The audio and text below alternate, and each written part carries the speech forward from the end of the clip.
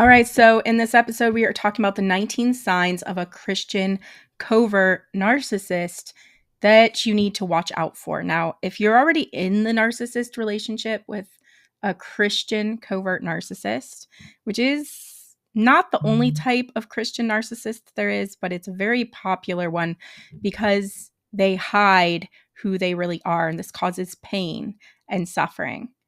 But I also want to speak to those who are on the outside, and you may not know the signs to look for in someone because you haven't been through the abuse of one of these types of Christian covert narcissists.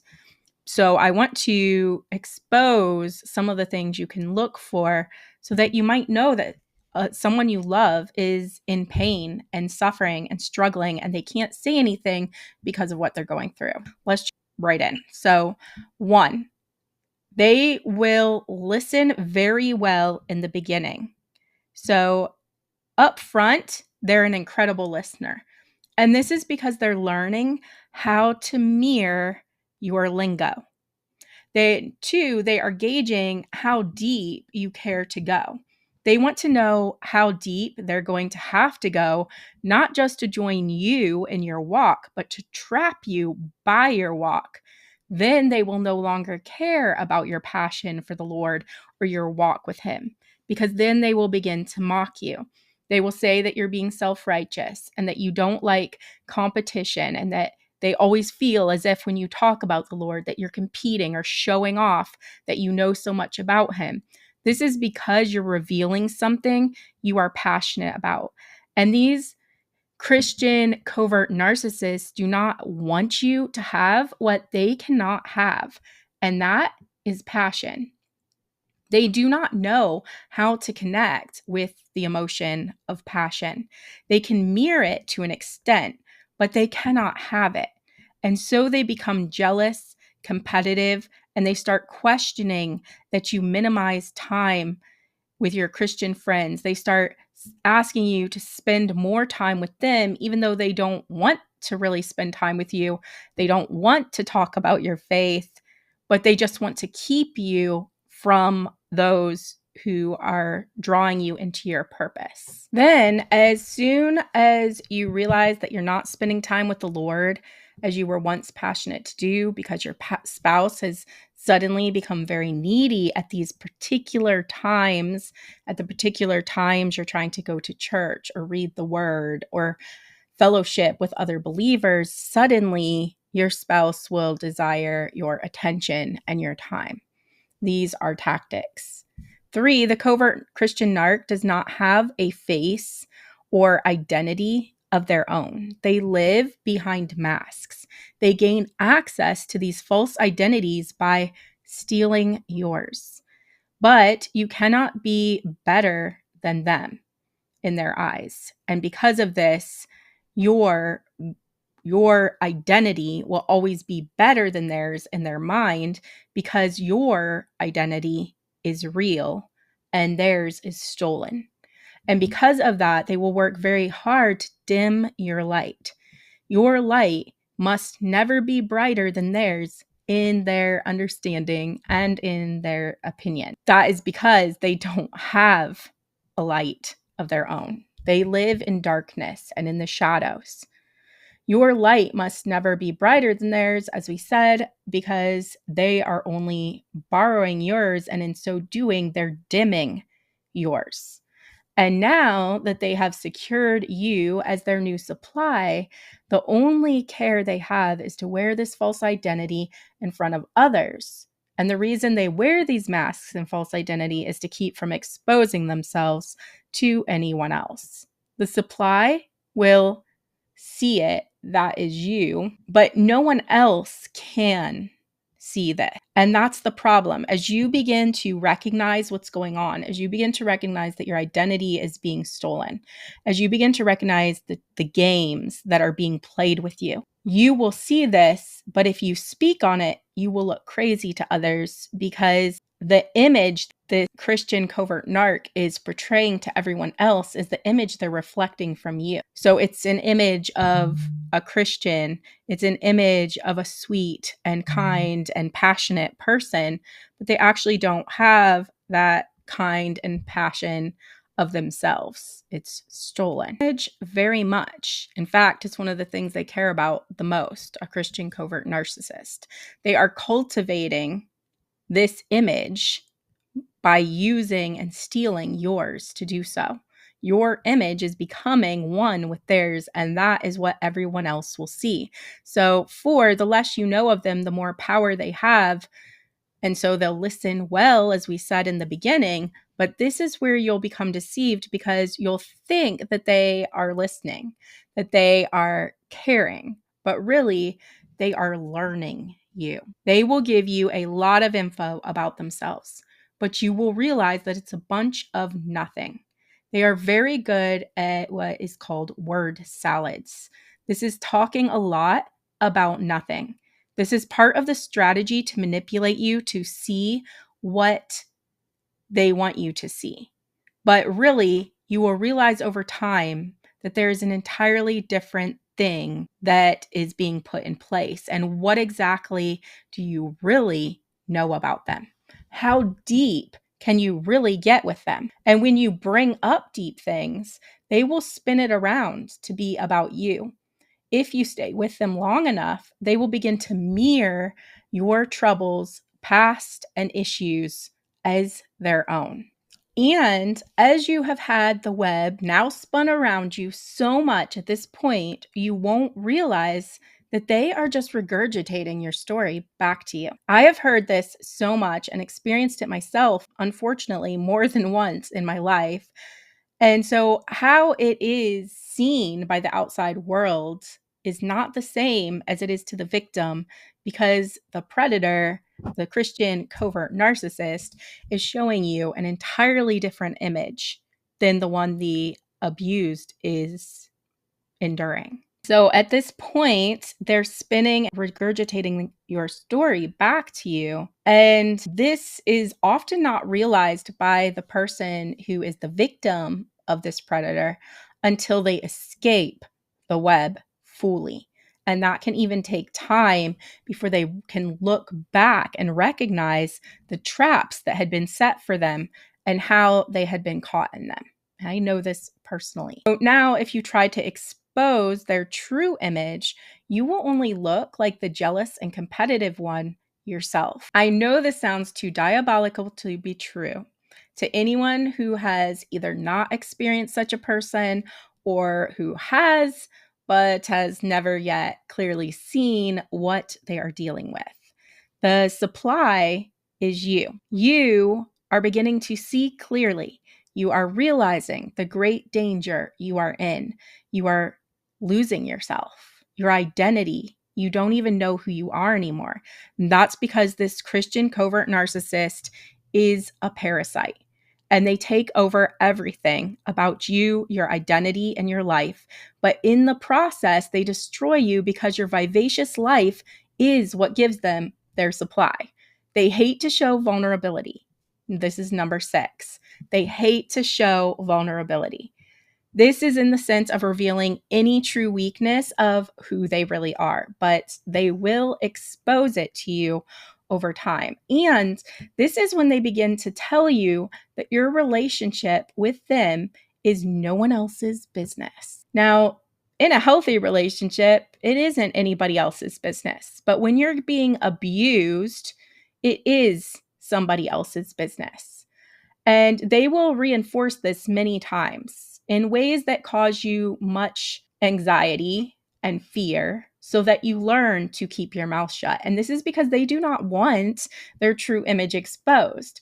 Otherwise, everyone else would realize how weak and selfish their true image is. If you do reveal their true image to others and they find out, this is when they'll get very upset and potentially dangerous. They will turn the tables and talk about how much you have betrayed them. And they didn't think you were that kind of person. Wow, how shocked they are. And even though you didn't do anything wrong, you will suddenly question your actions. You will go over every word you have said. You will start questioning what you did and didn't say. Could you have messed up in what you said? And this is when they will begin to spin you around by your proverbial tail, around and around. You will never pin the attack on them. You are the guilty party in their eyes. And so you must understand that the damage you did, and now you're going to learn to be quiet. Don't tell anyone the truth anymore. Shh. Keep quiet because he's right. And if he isn't right, then he's right. Because maybe it isn't anyone else's business. And who would believe what you're saying anyway? Because it sounds crazy, right? This is when you begin to realize that he is not the same person in front of others. He's different. But who he is in front of others is actually who you fell in love with. But he isn't like that with you anymore. Unless we go into number 7. Unless you catch him doing something really bad, like cheating, lying, stealing. If you confront them in this type of situation, they are first more likely to spin you around by your tail. But then after hours of arguing about how you don't trust them and how you are the one who really makes them a better person anyway, they will reveal a glimpse of the vulnerable man you fell in love with. And this is only to get you to forgive them. Because after all, you are very forgiving. And after hours of fighting and getting nowhere, it's actually a relief to let it go and be treated well. So even though he cheated, now you just want to curl up in his arms, make him dinner, and spend some more intimate time together. Because, by the way, he just got rewarded for his actions. And that brings me to 8. 8 is the covert narcissist was raised in a home where they were highly favored. This is a term known as the golden child. They can do no wrong in their family's eyes, and this is why they expect the same from you. The family covered up for them and easily forgot any of their faults, and so you must do the same as well. Number 9 is they will not give and take. When they have something in mind they want to do, your opinion is not given the time of day. There is zero give and take. So you just will never win. And if they agree to something, they won't follow through. If they agree to something that you've asked them to come into agreement with you with, they won't follow through. And so you just have to bow to whatever they did. And there are no repercussions for them. They do not understand repercussions because they usually will put that blame on someone else and potentially somebody who is a scapegoat, which is you, and anywhere else in their life, whether it be friends or other people that they've known that they've set up as scapegoats in their life. And so if you mess up and break your word one time in the smallest kind of way, like saying dinner is going to be at 6, but it ends up not being till 7, there will be tail chasing, as in they'll spin you around by your tail with an argument. There'll be word salads. There'll be gaslighting. And you will never live it down because you broke your word. They will bring their ideas to you, but not because they want you to have a say. And if you have a say, you'll be in for a long argument of nothingness until you're so exhausted you give them their way. Then we go into 10. They have no empathy. They have no interest unless they are collecting data that they can use against you for their own benefit or to shape their false image. The Christian covert narcissists deal with anger by giving the silent treatment, offering blank or icy stares, and they will stonewall you. These are the punishments you will receive when they are angry and they believe that you caused that anger, which is usually because you had an opinion that wasn't, or an idea that wasn't in agreement with theirs. So whether it is at you or because you are in the way when they're angry, this isn't to say they cannot be aggressive, because they do lose control eventually. And then they will be aggressive. And this aggression comes out often in ways that are condescending, demeaning, And you'll come away realizing they don't even care to hate you because their indifference is showing. You got in the way of what they wanted. And yes, it's like a terrible bratty child, but because this bratty child is in an adult male body, it can be dangerous. It can be progressively accelerated even to life-threatening situations.